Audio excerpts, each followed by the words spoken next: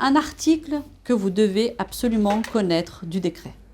C'est l'article 47.1. Pourquoi? Parce que c'est cet article-là qui dit qui, où et quand les personnes doivent présenter un pass sanitaire. Quand on vous demande quelque chose que vous ne savez pas, pourquoi on vous le demande? Demandez, mais sur quel fondement légal vous me faites votre demande? Et là, on veut, comme je disais, un numéro de loi, un code, un article de la loi, un article du décret, un article de l'arrêté, un article du code, n'importe quel code. On veut savoir ça, parce que c'est là-dessus. Pourquoi? Parce que déjà, il faut bien qu'on sache. On nous demande de faire quelque chose, il faut bien qu'on sache pourquoi on doit le faire.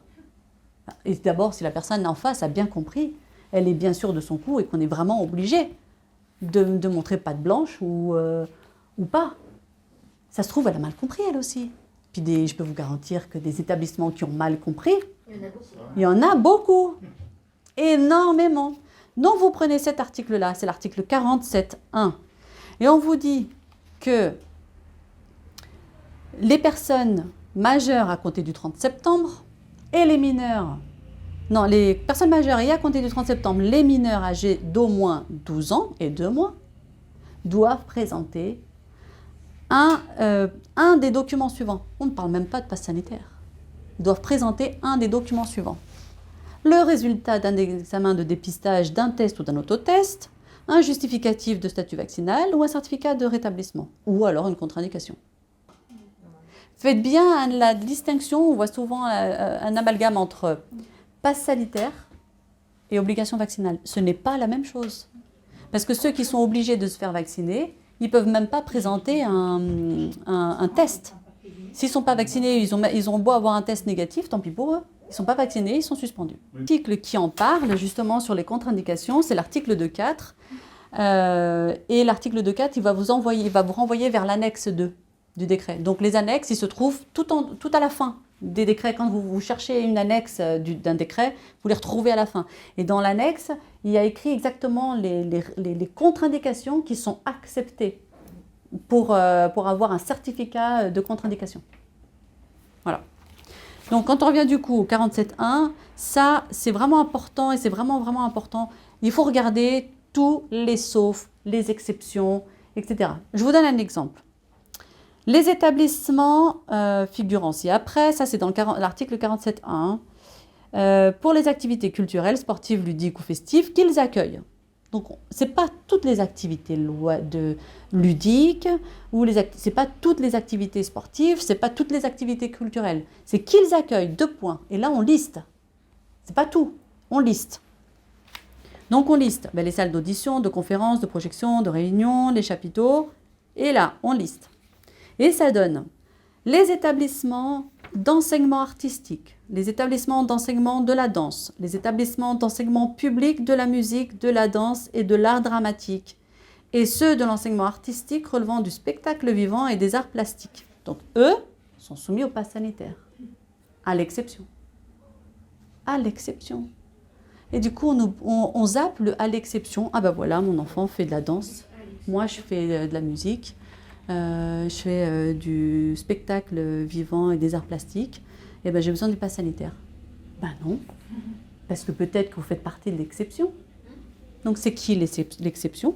Et ben l'exception, c'est pour les établissements d'enseignement artistique et les établissements d'enseignement de la danse, des pratiquants professionnels et des personnes inscrites dans les formations délivrant un diplôme professionnalisant. C'est-à-dire que dans ces établissements-là, les personnes qui sont pratiquants professionnels ou personnes inscrites et qui dans une formation qui délivre un diplôme professionnalisant, eux, pas de passe sanitaire. Ça, c'est la première exception, il y en a une deuxième. Deuxième exception, les établissements d'enseignement public de la musique, de la danse et de l'art dramatique pour l'accueil des élèves. Élèves, pas d'âge, hein. Élèves.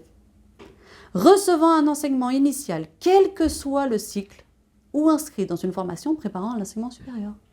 C'est-à-dire que dès lors que vous êtes élève dans un établissement d'enseignement public de la musique, de la danse et de l'art dramatique, et que vous recevez un enseignement qui reçoit, attention, un cycle, un programme par cycle, pas de passe sanitaire, quel que soit votre âge. Et ça élimine pas mal de monde. Ça veut dire, par exemple, dans les bibliothèques, si vous allez... C'est autre chose. Une bibliothèque, c'est pas un enseignement, un établissement d'enseignement artistique. On est sur les établissements. Lisez bien tout, parce que c'est vraiment important. Vous voyez, vous êtes parti sur la bibliothèque, rien à voir. On est sur un établissement d'enseignement public de la musique de la danse, c'est-à-dire généralement, pour faire court, c'est les conservatoires. Vous voyez ? Et quel que soit, je dis conservatoire parce que je raccourcis, mais on ne parle pas de conservatoire, on parle d'établissement d'enseignement ou artistique ou d'enseignement de la danse, etc. Qui donne une certification, en fait. D'un diplôme professionnalisant. On a les deux. Mais ça, vous prenez l'article 47, vous l'avez, dès que les établissements sont listés, vous l'avez ça. Vous avez ensuite les salles de jeu et de danse. Alors là, les établissements de plein air. Alors du coup, quand vous allez sur le décret, c'était écrit qu'il faut le pass sanitaire pour les établissements de type plein air PA, les établissements plein air de type PA. Et puis voilà, c'est quoi les établissements plein air de type PA ? Bon, il a fallu chercher, donc moi je vais les chercher. Alors là, c'est intéressant parce que là, du coup, il nous explique on parle des terrains de sport, les stades, les pistes de patinage, les piscines en plein air, les arènes, les hippodromes. Et ensuite, vous savez ce qu'on a ? Etc. Comme ça, on n'a pas besoin au cas où. Voilà. Etc. Parce que, type plein air. Alors, c'est quoi ces types, du coup ? C'est des classifications, en fait, qu'on a mis généralement pour la sécurité incendie. En fait, et toutes les sécurités pour savoir les maintenances, en fonction du type d'établissement que vous êtes, vous avez des maintenances et des exigences au niveau de la sécurité générale. Et puis des certifications. Oui, voilà. Les ERP. Et ERP, c'est établissement recevant du public. C'est tout. Dès qu'un établissement reçoit du public, on oublie les ERP, c'est écrit nulle part, ça, pratiquement. On a un établissement de type de plein air, type PA. Voilà. Donc après, on peut aller, si on veut pousser le bouchon, on peut dire, quelqu'un vous demande, moi je suis un établissement de plein air. Je peux voir vos documents de sécurité, parce que c'est écrit dedans. Si ce n'est pas un établissement de plein air, il n'est peut-être pas concerné en fait par le pass sanitaire. Bon, c'est un établissement de plein air. Bon, on sait que les terrains de sport, les stades, les pistes de patinage, piscines en plein air, les arènes, les hippodromes, on sait qu'ils sont des établissements de plein air. Mais après, il y a quand même une mini-phrase juste après l'article.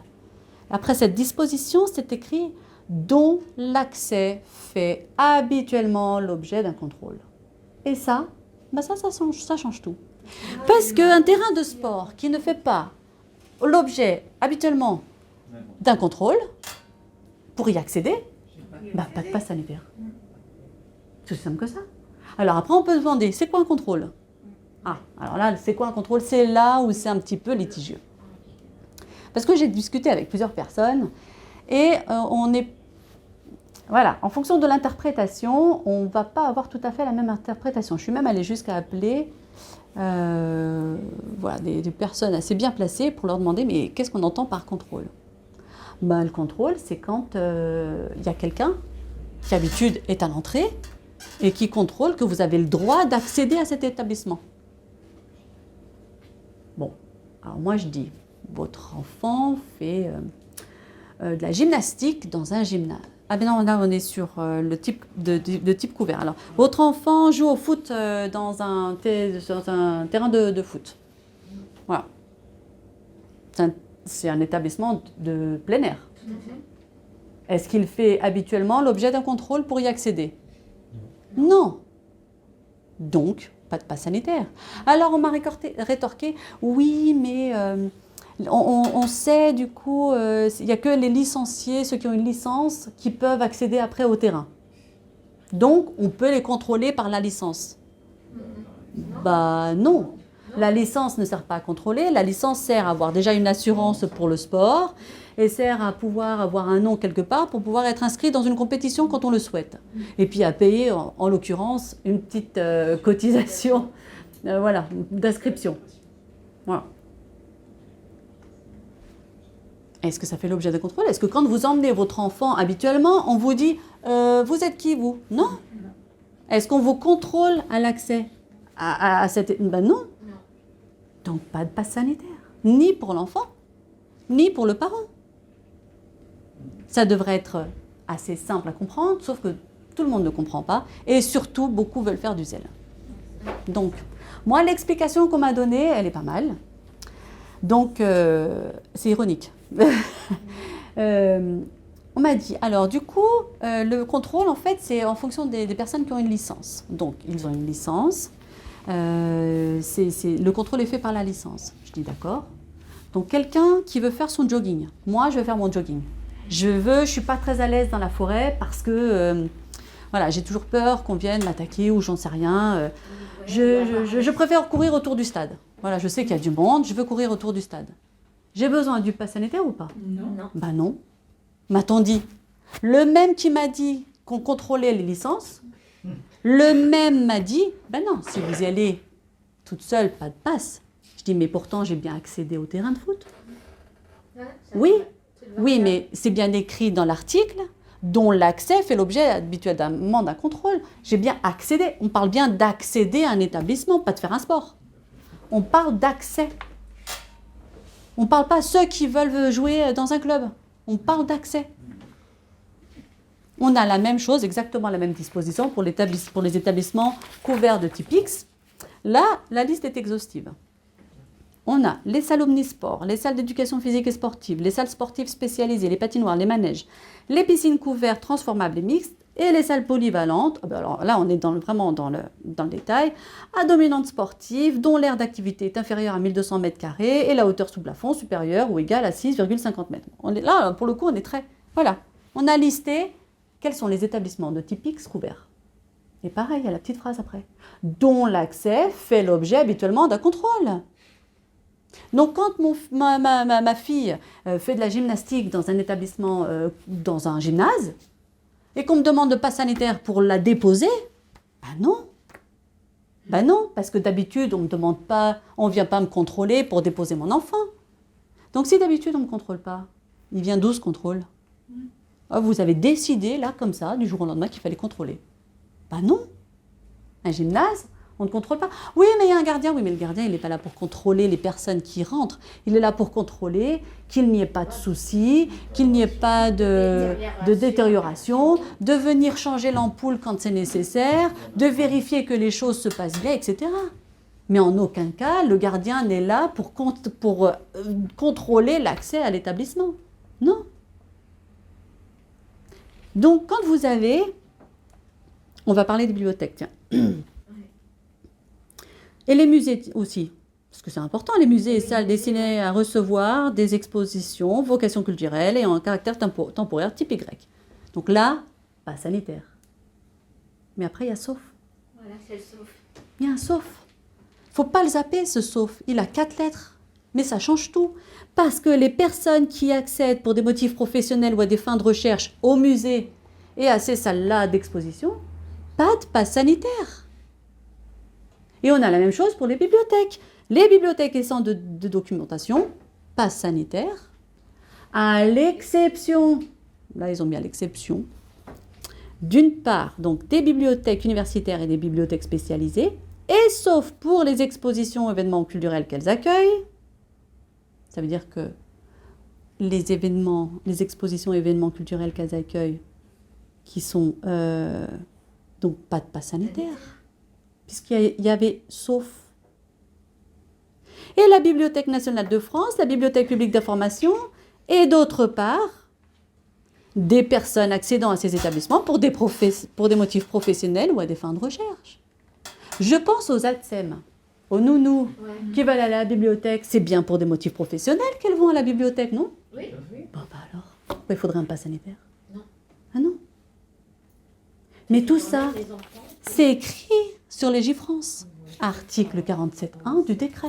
Et pour des recherches? Ben non, j'ai dit. Ça signifie, par exemple, moi en tant que citoyenne, je veux faire des recherches. Est-ce que des recherches à titre personnel? Mais est-ce que du coup, je peux invoquer ça en entrant à la bibliothèque? Je viens faire des recherches. Bah ouais. Invoquez-le. On va peut-être vous dire, mais non, c'est que pour les chercheurs. Mais moi, je vois nulle part, c'est écrit pour les chercheurs. Ah oui, pour des recherches, oui. Voilà. Si c'est pour après emprunter un roman ou je ne sais quoi, on va peut-être vous demander le pass sanitaire. Mais si c'est pour faire des recherches de livres, de documentation, des choses comme ça, bah, c'est bien écrit. Vous avez bien lu comme moi, sauf pour les personnes qui accèdent à ces établissements pour des motifs professionnels ou à des fins de recherche. Je ne l'invente pas, vous prenez le décret, article 47.1, c'est écrit. Par exemple, vous avez besoin de rechercher une loi ou un truc comme ça, il y a un bouquin de droit. Vous avez les codes, vous avez tout ce qu'il faut. Voilà. Moi. Donc on peut y aller dans ces cas-là. Des fins de recherche. Il faut y aller, il faut leur mettre la pression, il faut y aller. Recherche littéraire, recherche... Voilà. Prenez, et quand je vous disais que Étienne de la Boétie, il dit il faut informer, réinformer. Ça, quand vous allez à un endroit et qu'on vous dit votre passe sanitaire, s'il vous plaît. J'ai pas. Vous ne pouvez pas entrer. Ah bon, sur quel fondement légal vous me demandez ça? C'est la loi. J'aimerais bien savoir quel article. J'en sais rien moi, c'est la loi. J'aimerais bien que vous demandiez à votre supérieur, du coup, quel est l'article de loi pour que je sois au courant. Parce que vous m'empêchez d'accéder à cet établissement, qui est un établissement public. Je paye mes impôts pour ça. Donc j'aimerais savoir pourquoi je ne peux pas y accéder.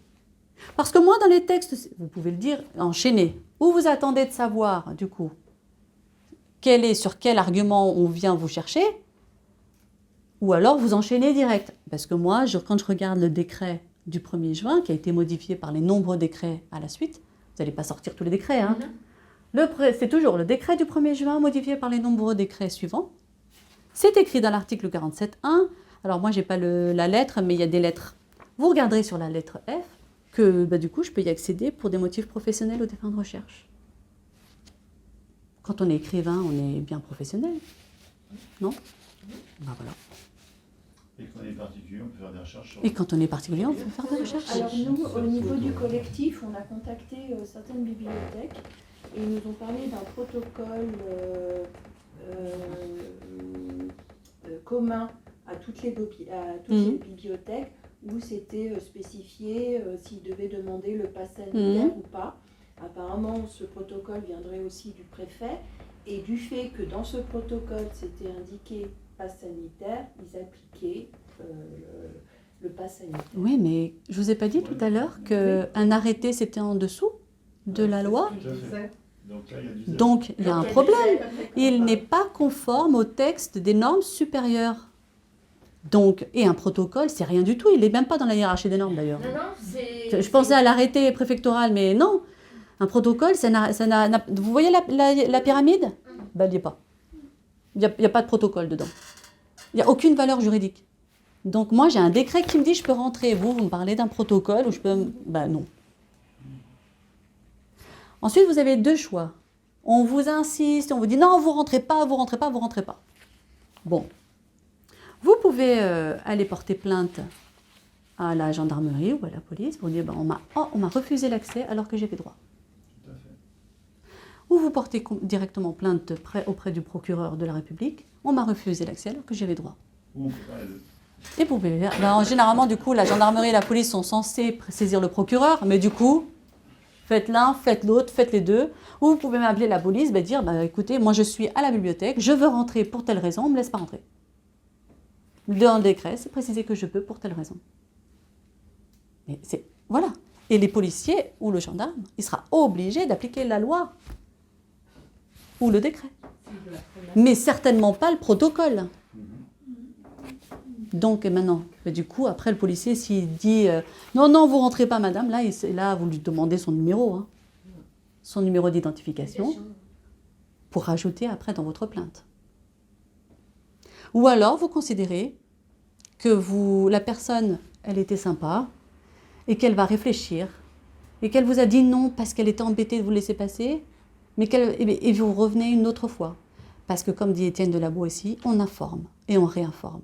Et on informe et on réinforme avec ça, avec des faits. Ça, c'est factuel. On entend parler, les hôtels, il faut le pass sanitaire. Non. Non. Quel est le fondement légal de votre demande? Non. Sauf pour la restauration. Alors, Manger, pas les manger. Voilà, parce que les restaurants, pourquoi? Parce que les restaurants, Les débits de boissons, les restaurants d'altitude et les établissements flottants Ouais. sont soumis au pass sanitaire, sauf pour. Ratez pas ces sauf pour parce qu'il y a quand même une mine d'informations. Hein. Le service d'étage des restaurants et bars d'hôtel, ça veut dire que si vous allez à l'hôtel, vous n'allez pas au restaurant, mais vous faites livrer en chambre. Service d'étage. La restauration collective en régie sous contrat. La restauration collective, c'est quoi? C'est comme par exemple à l'hôpital. Hein. Voilà. Ou les restos d'entreprise. Resto d'entreprise, pas de passe. Hein. Restauration professionnelle ferroviaire, restauration professionnelle routière, la vente emportée de plats préparés et la restauration non commerciale, notamment la distribution gratuite de repas. On avait vu à un moment donné que Resto du Cœur avait commencé à demander le pass sanitaire. Mais c'est écrit où? C'est écrit sauf pour. Resto du Cœur, c'est bien une restauration non commerciale, notamment la distribution gratuite de repas. Tout à fait, ça rentre dans le cadre. Ben voilà. Donc, vous avez ça. Vous avez d'autres encore. Un truc très important aussi, au niveau. Donc, il faut le pass sanitaire pour les services et établissements de santé sociaux et médico-sociaux, ainsi que les établissements de santé des armées pour l'accueil, sauf en situation d'urgence et sauf pour l'accès à un dépistage Covid. Oui, non, logique. Si on vient pour se dépister et qu'on n'a pas le test, c'est normal. Bon. Ah oui. Et ils l'ont écrit quand même parce que je pense que ça a dû faire défaut. Sait-on jamais. Et donc, sauf donc en situation d'urgence, pour les personnes suivantes. Lors de leur admission, les personnes accueillies dans les établissements et services de santé pour des soins programmés, sauf décision contraire du chef de service ou en son absence d'un représentant de l'encadrement médical ou soignant, quand l'exigence des justificatifs mentionnés, qu'on a vu juste au-dessus, est de nature à empêcher l'accès aux soins du patient dans les délais utiles à sa bonne prise en charge. Ça veut dire que quand on a un rendez-vous de soins programmé, il faut le pass sanitaire. Mais le chef de service, ou en son absence, un représentant de l'encadrement médical ou soignant, il peut décider que là, la situation est nécessaire, pas forcément grave ou urgente, mais elle est nécessaire. Et il faut que la personne puisse venir, même sans pass sanitaire, bénéficier de ces soins. Et ça, c'est pour un établissement public, parce qu'un établissement privé, pas besoin de pass sanitaire, quel que soit le cas. Alors, les services et établissements de santé, alors je ne vous ai pas dit, mais c'est ceux qui sont mentionnés, évidemment, au 2, 3, 5, 6, 7, 9, 12 du 1 de l'article L312.1 du Code de l'action sociale et des familles. Donc après, il faut aller à l'article L312.1 du Code de l'action sociale et des familles. Vous faites comme ça. Hein. Vous tapez sur Internet, vous l'avez ça sur le décret, vous n'avez pas besoin d'inventer, c'est dans le décret. Donc vous tapez article L, n'oubliez pas le L parce que L et R c'est différent. L, loi, R, règlement, c'est un décret. Ça ne sera pas la même chose écrite. Donc, vous tapez article L312.1 du Code de l'action sociale et des familles, vous allez sur Légifrance, n'oubliez pas de mettre aujourd'hui, et ensuite vous allez au 1, donc généralement c'est qu'il y a un grand 1 chiffre romain 1, 2, 3, et quand vous êtes sur le 1, vous allez voir le numéro 2, le numéro 3, le 5, le 6, le 7, le 9 et le 12, mais ça c'est dans le décret. Voilà. Et puis là, vous allez voir du coup, de quel service et établissement de santé on parle là? Voilà. Donc ça, après, il faudra les regarder. Et donc, on a aussi les personnes accompagnant celles accueillies dans ces services, dans les mêmes services et établissements, ou rendant visite, donc pas sanitaire, à l'exclusion des personnes accompagnant ou rendant visite à des personnes accueillies dans des établissements et services médico-sociaux pour enfants. C'est-à-dire que quand vous allez rendre visite à un enfant, dans ces établissements et services médico-sociaux, pas de pass sanitaire. En pédiatrie, vous avez votre enfant. Ouais. Pas de pass sanitaire. Par contre, si on a un rendez-vous programmé et que la personne, le professionnel refuse l'accès dans le service public, les hôpitaux ou autres, parce qu'on n'a pas de passe sanitaire, est-ce qu'on peut déjà, avant d'aller à son rendez-vous, l'informer par mail en disant que voilà, vous refusez d'apporter des soins, je ne sais pas comment formuler ça, que vous mettez la vie d'une personne en danger. Hein. Mais pour l'instant, il vous a rien. Tant qu'on ne vous a rien refusé, vous ne pouvez pas dire à quelqu'un qui l'a refusé. Non, mais si, oui, c'est vrai. Vous y allez et vous demandez. Et s'il refuse, là, vous pourrez contester le refus. S'il n'y a pas de refus, ça ne sert à rien de dire je vous préviens, hein, si vous me refusez, moi je vais porter plainte. Non. Si vous savez que vous êtes dans votre bon droit et que vous n'avez pas de passe sanitaire à présenter, n'allez pas menacer la personne. Faisons preuve de bon sens. On commence à râler et à sortir les articles, c'est-à-dire à sortir ses armes, quand on a attaqué, quand on a un refus. Tant qu'on n'a aucun refus, il ne faut rien faire. Il faut y aller. Vous y allez tranquillement. Parce que vous êtes dans votre bon droit. Mais ce sera trop tard puisque vous aviez rendez-vous. On vous a interdit l'accès à ce rendez-vous. Hein. Ben oui. Voilà. Ben oui. Du coup, c'est reporté là. Exactement. Mais du coup, vous aurez d'autant plus des raisons pour aller. Du coup. Et avec un peu de chance, vous allez tomber sur un chef de service qui va dire non, moi cette personne, il faut que je la voie. Ne sait-on pas. Et puis il y en a. Des fois, ça fait bouger en haut. Ah oui, bien sûr. Et même si vous êtes à l'accueil et qu'on vous dit ça, que vous faites venir le chef de service et que vous lui expliquez, et que vous repartez parce qu'il n'a pas voulu vous prendre en charge, mais restez toujours diplomate, poli et respectueux, parce que lui, il a aussi ses problématiques, il a aussi ses craintes, il a aussi ses peurs, et lui, il a aussi ses ordres. Donc, il fait un peu ce qu'on lui demande. Alors, peut-être qu'il ne réfléchit pas, peut-être qu'il réfléchit et que c'est difficile pour lui de dire non. Mais il ne sait peut-être pas qu'il peut dire oui. Allez avec l'article 47.1. Dites-lui, mais vous savez que vous pouvez m'autoriser à rentrer sans passe sanitaire. Vous le savez, ça? Ah non, je ne sais pas. Ben maintenant, vous le savez. Regardez, c'est là. Et vous y allez avec. Mais il faut les informer. Les gens, ils ne sont pas au courant.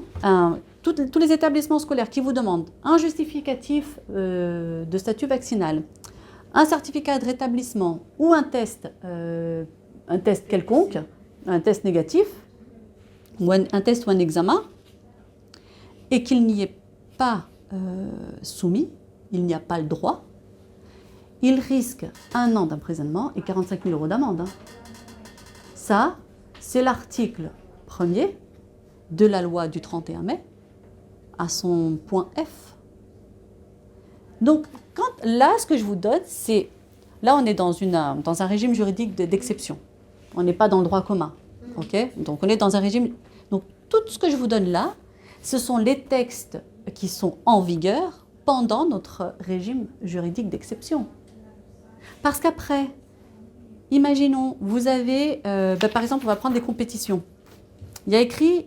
les compétitions et manifestations sportives soumises à une procédure d'autorisation ou de déclaration et qui ne sont pas organisées au bénéfice des sportifs professionnels ou de haut niveau, eux sont soumis au pass sanitaire. Donc quand nos enfants vont aller faire une compétition, ils sont, selon l'article 47.1, soumis au pass sanitaire. Là, du coup, vous ne pourrez pas l'utiliser et dire « mais non, mon enfant n'est pas soumis ». Si, il est soumis là. Là, c'est écrit. Mais du coup, c'est quand même discriminatoire. Donc, on peut utiliser l'article 225.1 du Code pénal, qui interdit toute discrimination pour une raison d'état de santé. C'est interdit. C'est interdit par le Code pénal. Et les peines, elles sont élevées. Je crois qu'elles sont à 3 ans de prison et 45 000 € d'amende pour celui qui vous interdit ça. Donc, vous pouvez, lorsque vous voulez accéder à un endroit où, du coup, c'est écrit noir sur blanc qu'il faut le pass sanitaire. Il n'y a pas d'exception, il n'y a pas de sauf, il n'y a pas de... Voilà. Mais que ça ne vous convient toujours pas, et que vous aimeriez bien quand même que votre enfant puisse faire une compétition, eh bien, il faut saisir le procureur. Il faut saisir le procureur en disant je suis victime de discrimination. Et dans tous les lieux publics, accueillants du public, on peut faire ça. Ah ben, dès lors qu'on vous empêche d'entrer, parce qu'on vous discrimine, parce que vous n'avez pas un état de santé qui vous justifierait l'accès, c'est discriminatoire. Article 225-1 du Code pénal. Et là, du coup, par contre, on sort du droit commun. Donc là, le procureur, il faudra qu'il jongle entre l'état d'exception, avec des textes qui imposent le pass sanitaire, et le droit commun avec le Code pénal. Que va faire le procureur? Que vont faire les magistrats? Ben, on ne sait pas, il n'y en a encore pas beaucoup qui se sont prononcés là-dessus. Pourquoi? Parce qu'il n'y en a encore pas beaucoup qui ont demandé. Qui ont osé aller, qui ont saisi d'aller Donc, jusqu'au bout. Admettons, Faut le faire. parce que là c'est le cas pour certains établissements, on va dire, voyage d'études et programmé. D'accord. Voyage d'études et programmé en France. Donc les enfants qui sont, enfin ce qui a été demandé aux parents, enfin ce qui a été dit aux parents plutôt, par rapport à une circulaire, les enfants vaccinés sont autorisés à faire le voyage. Voilà, parce que c'est un voyage qui dure au minimum qui dure une semaine, je crois. Mais les enfants qui ne sont pas vaccinés ne peuvent pas accéder au voyage parce qu'ils n'auront pas accès à un test sur place. C'est discriminatoire, bien d'accord.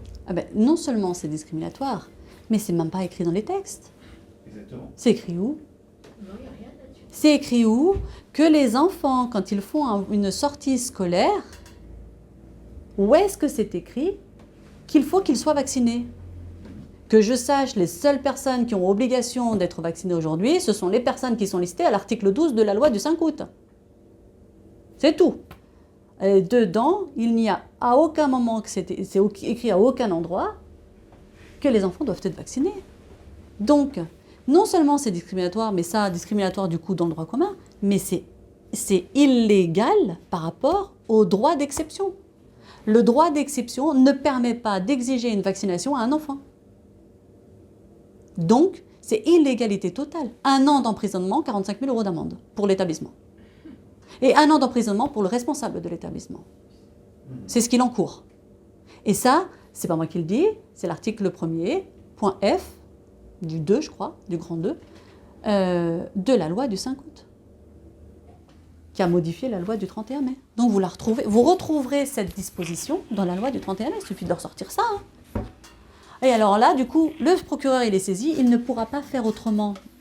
Autant entre le droit d'exception et le droit commun, il va être en difficulté.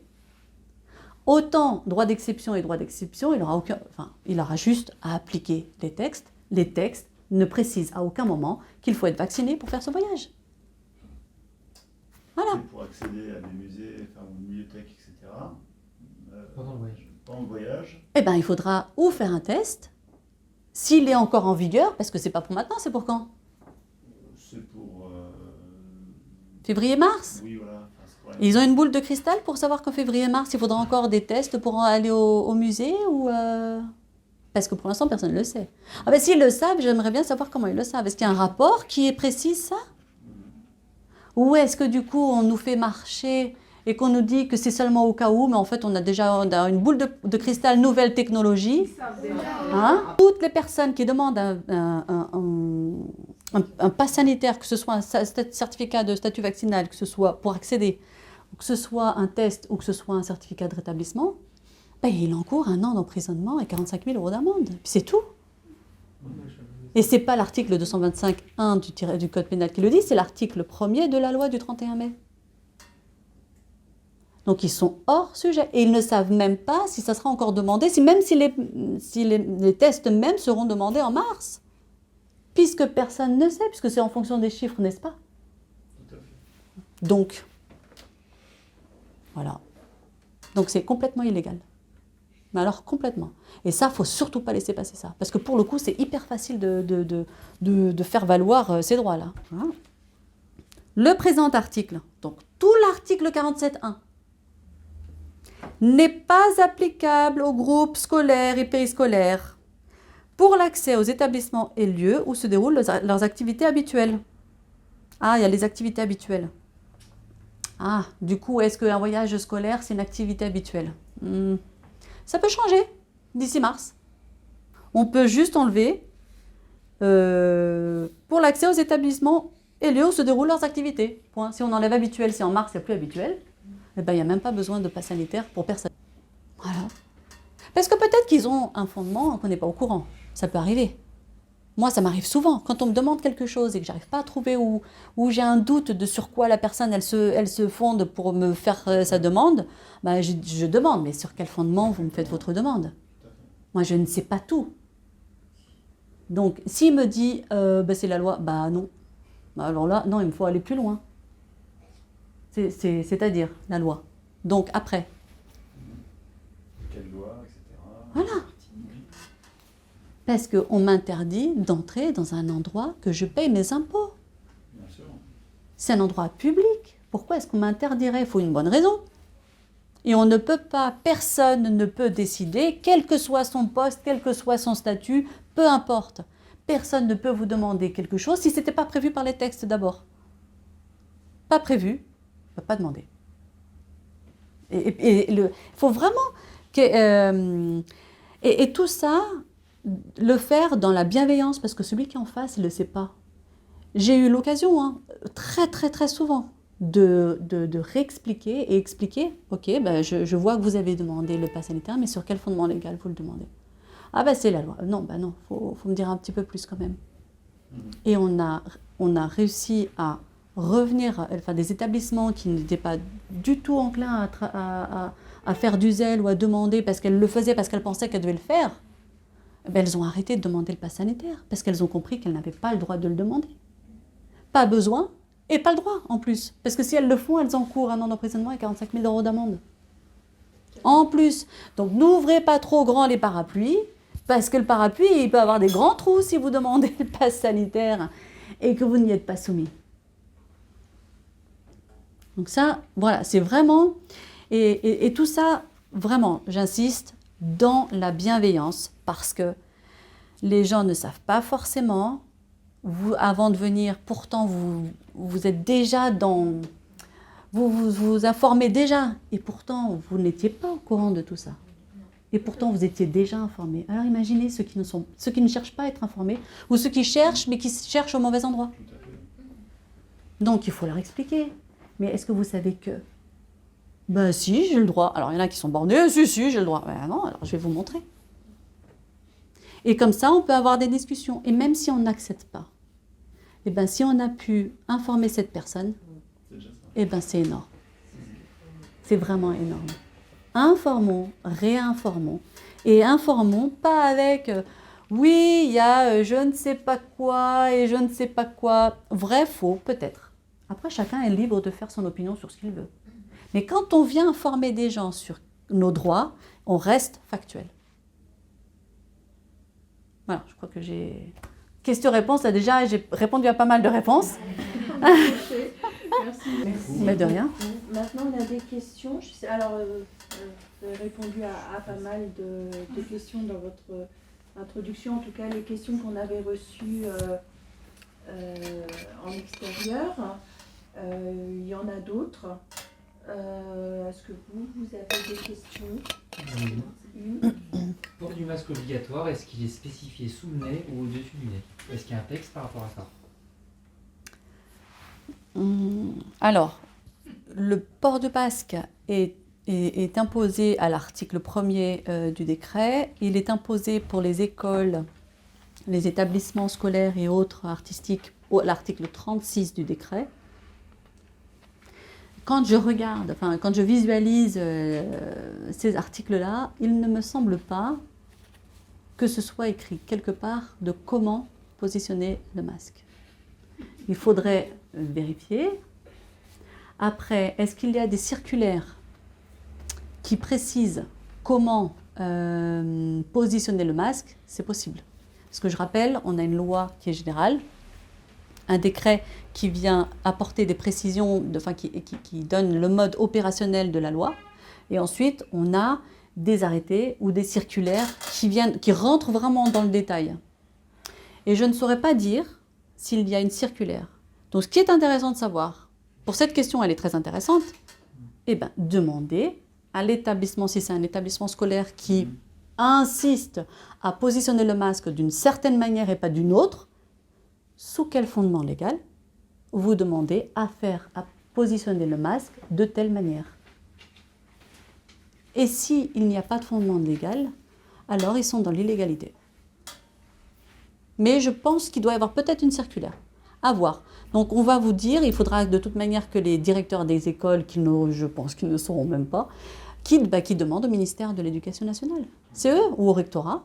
Eux, ils sont en contact avec le rectorat, ils demandent au rectorat, c'est leur premier contact.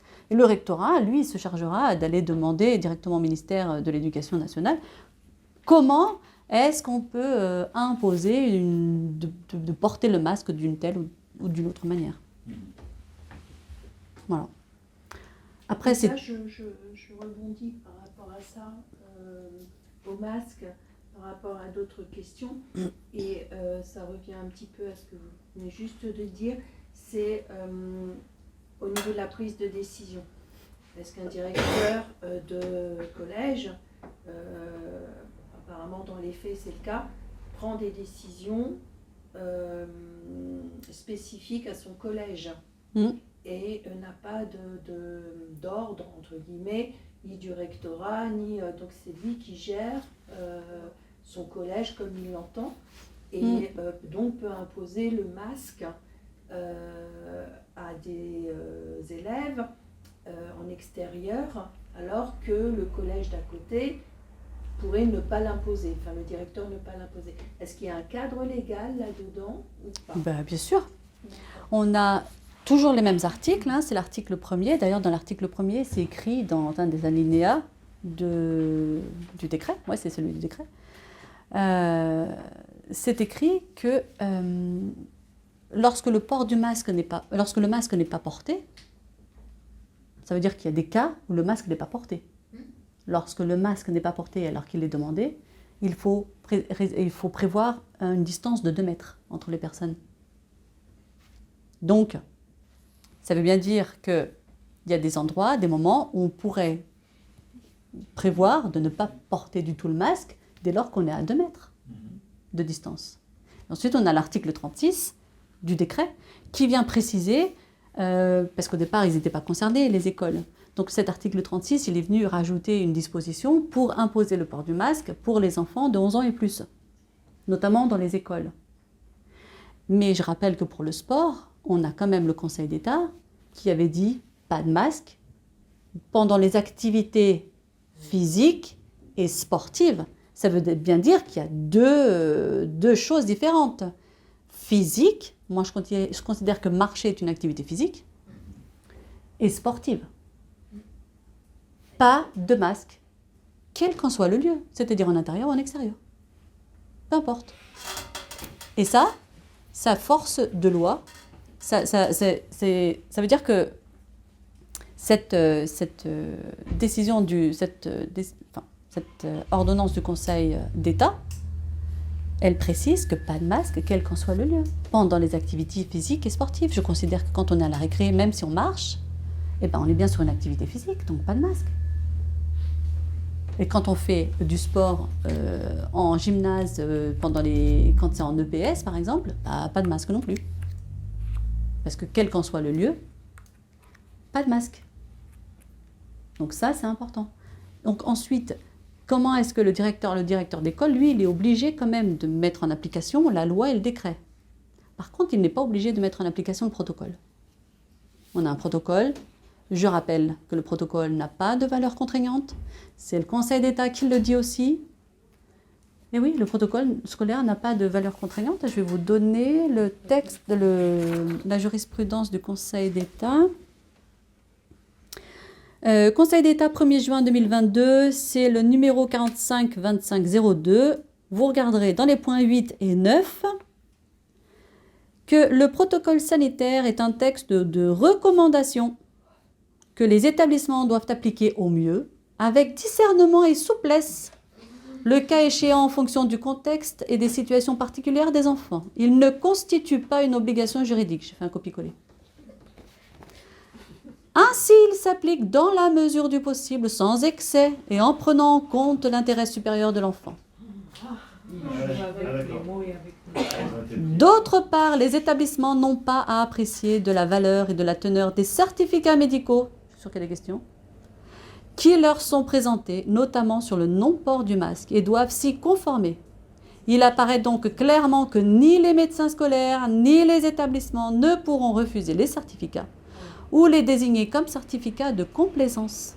Au contraire, ils devront les prendre en considération en adaptant au mieux les mesures indiquées dans le protocole sans que cela ne se fasse au détriment de l'enfant. C'est un copier-coller des points 8 et 9 de l'ordonnance du Conseil d'État du 1er juin 2021. Donc à partir de là, quand vous voyez que ce n'est pas appliqué, vous saisissez le directeur avec bienveillance, vous lui rappelez les textes, et puis vous lui expliquez. Après, s'il ne vous écoute pas, vous pouvez saisir le rectorat ou directement le procureur. Le protocole, en fait, disons que c'est une feuille de route, ça permet aux directeurs des établissements de mettre en place des choses, que ce soit à peu près les mêmes choses quand ils mettent en place quelque chose, que ce soit à peu près les mêmes choses partout, et qu'il n'y ait pas des incohérences. Mais comme ce ne sont que des recommandations, ils peuvent après faire autrement. Mais il faut toujours regarder l'article 36. Parce que par exemple, l'article 36, là, quand il y a eu le changement de protocole, il a été changé. Parce qu'avant, c'était selon, je ne sais plus exactement comment c'était, il y a eu le changement de couleur entre les deux, là. Du coup, on a remis le masque pour les enfants, parce qu'on a changé. Mais l'article 36 prévoit le port du masque des enfants. Donc, quand on regarde les textes d'exception, on ne peut pas faire grand-chose pour le masque dans les classes. Par contre, on peut faire, avec les mêmes textes d'exception, avec les ordonnances du Conseil d'État, on peut faire pour l'extérieur, pour le sport. Vous voyez ? Voilà. Donc il faut jouer avec ces textes-là. Mais comme vous voyez, il y a quand même plein de choses dans ces textes d'exception qui peuvent nous être utiles. Et donc, et si on les saisit, et si on les prend et qu'on les utilise, eh bien, on informe les gens. Et au moins, ça les amènera à un moment donné à réfléchir. Et à ne pas laisser la société partir dans le tout sécuritaire. Et puis, on arrive, ce que disait Étienne de la Boétie, le grand risque, c'est l'habitude. On commence à voir les gens, oh, ben c'est bon, je suis habituée maintenant. C'est ça. Une fois que c'est Alerte c'est rouge. fini. Alerte rouge, il faut y aller, il faut vraiment, voilà, informer, réinformer, mais avec des choses très simples et très factuelles. Est-ce qu'il y a une possibilité de contourner le port du masque pour certaines activités comme l'apprentissage des langues étrangères Ben là, c'est pas prévu. En tout cas, j'ai pas connaissance de dispositions qui permettraient au niveau des langues étrangères. Il faudrait peut-être. Après, c'est le professeur qui peut faire, qui peut utiliser l'article 1er, et puis quand il fait son cours de langue étrangère, il les met à 2 mètres. Voilà. Pouvoir discuter avec le directeur. Voilà, discuter, pouvoir être dans. Mais du coup, ça sera difficile de mettre ça en place. Mais c'est possible. Et même si on n'arrive pas à mettre en place, au moins on aura essayé. Au moins on se sera dit, je ne suis pas restée là, les bras croisés, à me dire, mais qu'est-ce que je peux faire, mais qu'est-ce que je peux faire. Là voilà, maintenant plus d'excuses, hein, vous savez quoi faire. Et sinon, il y a des questions un peu pour le futur, avec le vaccin obligatoire pour les moins de 12 ans. Quel vaccin obligatoire ? Qui pourrait arriver. Est-ce que c'est arrivé ? Non. Donc, Pour l'instant. pas d'obligation. Ah oui, pour l'instant. Pas Mais ne d'obligation. créons pas une Comment- réalité négative. Créons la réalité positive.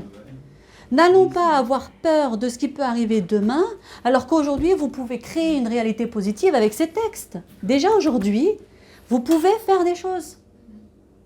Au lieu d'avoir peur de ce qui va se passer demain. Mais bien sûr que le vaccin sera obligatoire si personne prend ces textes. Mais si on commence à informer, réinformer et à dire « mais non, mais regardez, mais réfléchissez, mais regardez, mais regardez, mais regardez », vous ne pouvez pas, vous n'avez pas besoin. Les gens ne s'habituent pas parce que le risque, c'est l'habitude, c'est la coutume. Les gens ne s'habituent pas. Donc, c'est la société qui emmène le juridique avec. Ne créons pas une réalité négative. Cette obligation n'existe pas. Et si on se prend en main et on prend tout ça en main dès aujourd'hui, qu'on se responsabilise, qu'on est auteur de notre propre vie, ça n'arrivera pas. Et pourtant, malheureusement, il y a des parents qui s'inquiètent énormément et qui pensent à faire sortir leurs enfants de l'école. et qui pose donc cette question par rapport à l'instruction en famille Mhm. et de la nouvelle loi qui est passée, qui aura lieu, Elle a été adoptée, elle a été adoptée mais mise en vigueur en en... septembre 2022. Voilà. Donc,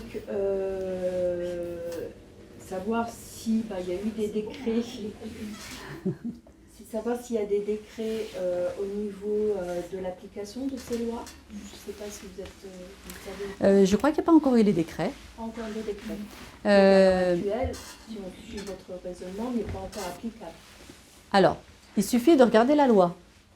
La loi, elle précise que, j'ai fait un petit point, la loi, elle précise que pour la rentrée 2021, pour cette année, on est toujours sous un régime déclaratif. On n'a pas besoin de décret, c'est écrit. C'est pour l'année Ensuite, c'est écrit en 2022, c'est un régime d'autorisation, on n'a pas besoin de décret. La loi est suffisamment précise. Elle a déjà dit, en 2022, ça sera un régime d'autorisation. Et en 2021, c'est un régime de déclaration.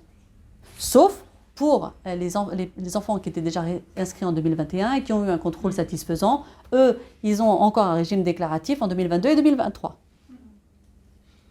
Et pour ces parents-là, il y aura un régime, ça sera sous régime d'autorisation à partir de 2024. J'ai quand même fort à espérer que d'ici là, ça change. Mais ça ne pourra changer que si on se prend en main maintenant. C'est aussi simple que ça. Et il n'y aura aucun avocat, même le plus performant, qui pourra faire changer les choses. Parce que si la société le veut comme ça, elle l'a appris et l'accepte comme ça, et ça sera comme ça.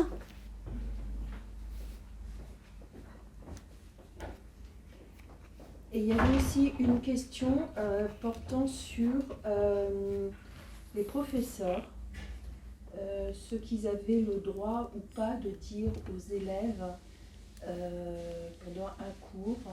Est-ce qu'un professeur a le droit d'inciter ses élèves à se faire vacciner ou non? Et est-ce qu'un élève peut dire non, vous n'avez pas le droit si c'est le cas pendant le cours?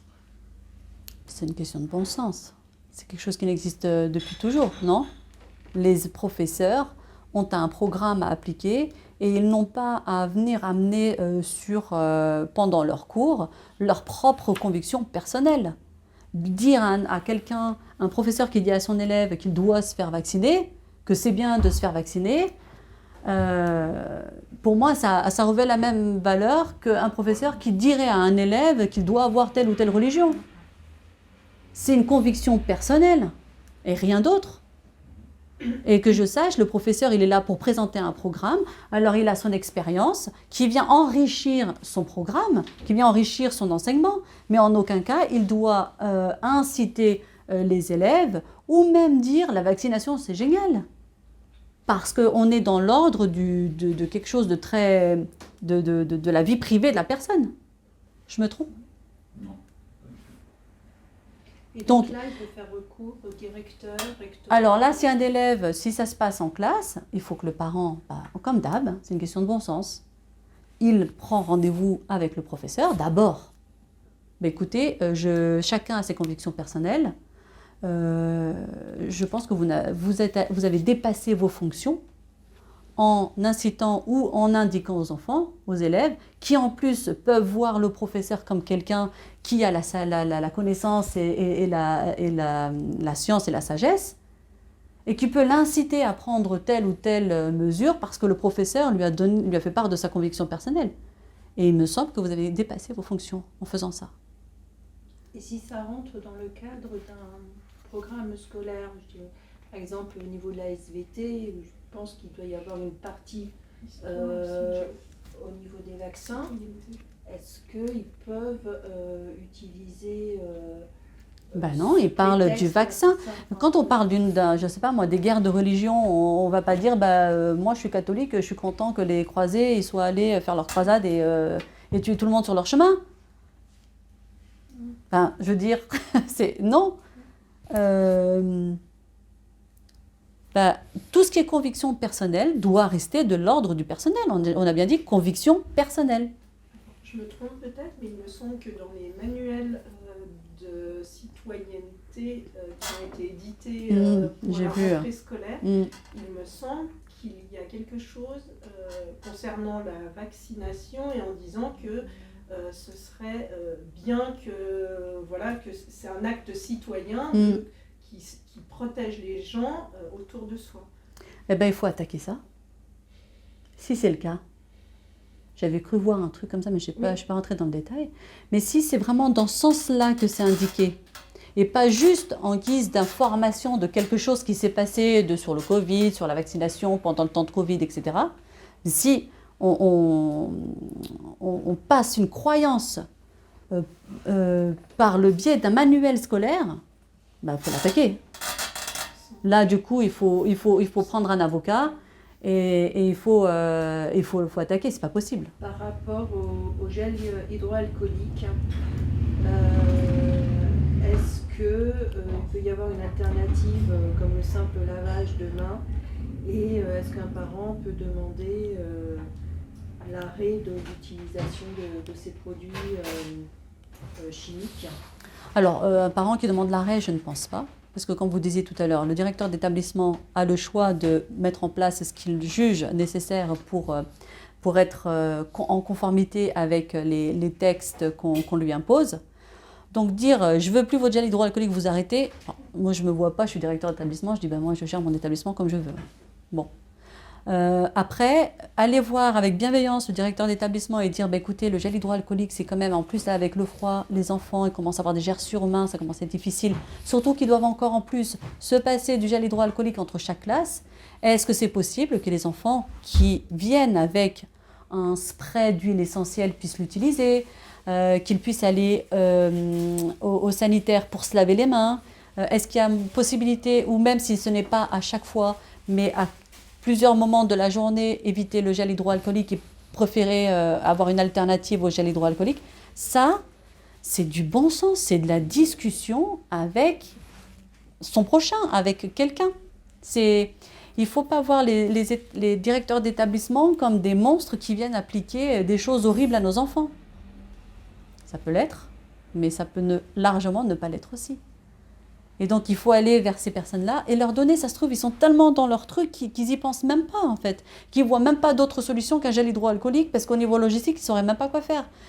Cherchons des solutions en tant que parents et apportons les solutions aux directeurs, aux coachs quand c'est les clubs qui demandent les passes sanitaires, etc.